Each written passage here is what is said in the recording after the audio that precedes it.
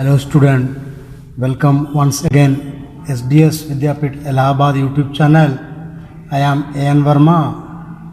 Today I will teach you subject Hindi class 2 and lesson 3. The story शरारती बंदर, यानी एक बंदर है जो बहुत शरारत करता है, उसी के संदर्भ में ये कहानी बताई जा रही है। एक घना जंगल था। जंगल में पीपल का एक पेड़ था। उसकी डालें दूर दूर तक फैली हुई थी, यानी कि एक बहुत बड़ा घना सा जंगल था और जंगल में एक बहुत बड़ा पीपल का पेड़ भी था। उसकी डालें होती हैं दूर दूर तक फैली हुई थी।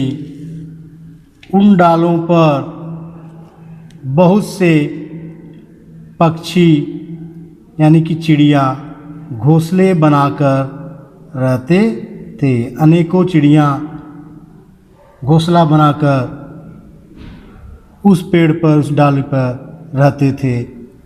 एक डाल पर मधुमक्खियों ने अपना छत्ता बना लिया था। उसी पेड़ पर एक डाल पर मधुमक्खी, जो हमें और आपको मधु देते हैं, शहद देते हैं, वो मधुमक्खी ने अपना छत्ता बना लिया था। एक दिन एक बंदर उधर आया। वह बड़ा शरारती था। एक बंदर घूमते हुए वहाँ पर उस पीपल के पेड़ के पास पहुँच गया और वह बहुत बड़ा शरारती भी था। जब वह पीपल के पेड़ के नीचे से गुजर रहा था तो उसे मधुमक्खियों का छत्ता दिखाई पड़ा। जब वह उसी रास्ते से गुजर रहा था तो उसने मधुमक्खियों का छत्ता दिखाई पड़ा, यानी कि मधुमक्खी का छत्ता देखा। छत्ते को देखकर उसे शरारत सूझी।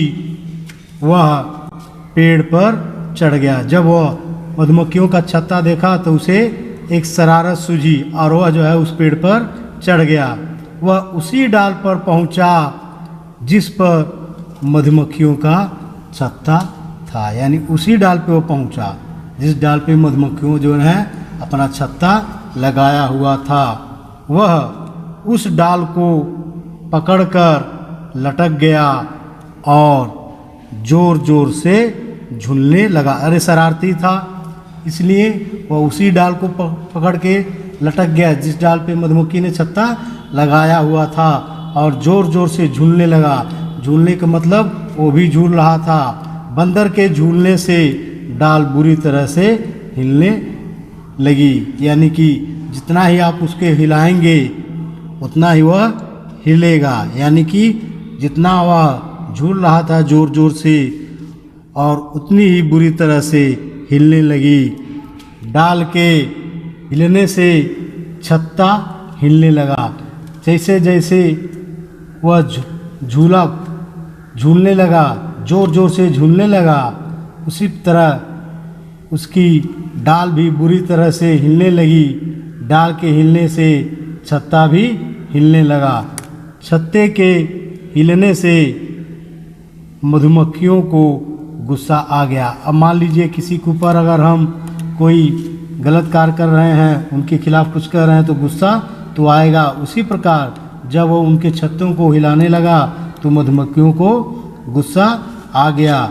वे एक साथ मिलकर बंदर पर टूट पड़ी, यानी एक साथ मिलकर सब लोग एकजुट होके यूनिटी बना के बंदर पर टूट पड़ी। मधुमक्खियों के हमले से बंदर घबरा गया। और जब मधुमक्खियों ने हमला बोल दिया, उसकी इस हमला को देखकर बंदर घबरा गया। वह जल्दी जल्दी पेड़ से नीचे उतरा और भाग खड़ा हुआ, यानी कि वह जल्दी जल्दी से पेड़ से नीचे उतरा और वह भाग खड़ा हुआ, लेकिन मधुमक्खियों ने उसका पीछा नहीं छोड़ा। वो कितना ही भागता गया, लेकिन मधुमक्खी जो है उसके पीछे भागती गई और उसका पीछा उन्होंने नहीं छोड़ा। बंदर तेजी से दौड़ा चला जा रहा था, यानी कि वह बहुत ही तेजी से दौड़ा चला जा रहा है। रास्ते में उसे एक तालाब दिखाई दिया। रास्ते में जब वो जोर से दौड़ रहा था तो उसे वो एक तालाब दिखाई दिया। अपनी जान बचाने वह तालाब में कूद गया, पर मधुमक्खियों ने वहाँ भी उसका पीछा नहीं छोड़ा। जब वह तालाब के अंदर कूद गया तो मधुमक्खियों ने उसका पीछा वहाँ पे भी नहीं छोड़ा। मधुमक्खियों से बचने के लिए बंदर पानी में डुबकी लगाता रहा, यानी कि मधुमक्खियों के डंक से बचने के लिए बंदर पानी में डुबकी लगाता रहा। पर जैसे ही वह सिर पानी से बाहर निकालता, मधुमक्खियाँ उस पर टूट पड़ती। सांस लेने के लिए जो ही वह पानी से अपना सिर ऊपर निकालता तो मधुमक्खियाँ फिर उस पर टूट पड़ती। बंदर को फिर पानी में डुबकी लगानी पड़ती। फिर उसने बार बार यानी अपने सिर को नीचे पानी में डुबकी लगानी पड़ती।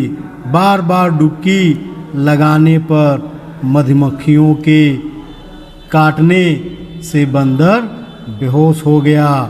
फिर वह पानी में डूबकर मर गया। यानी कि बार बार डुबकी लगाने से बंदर पानी में ही बेहोश हो गया और अंत में क्या हो गया, उसकी मौत हो गई। कैसे? पानी में डूबकर उसकी मौत हो गई।